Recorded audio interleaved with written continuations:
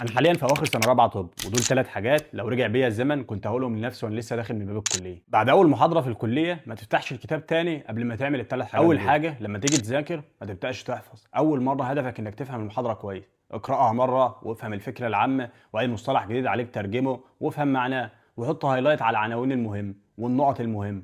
وما تحاولش تحفظ كل حرف من اول مره، لان كده غالبا هتضيع وقت ومش هتفتكر حاجه. وبعد كده على طول ابدا حل اسئله، ودي اهم خطوه، لان الاسئله مش بس هتختبرك، الاسئله هي اللي هتعلمك وهتعرفك ايه المهم وايه اللي ممكن يتسال فيه وايه النقط اللي تستاهل وقتك.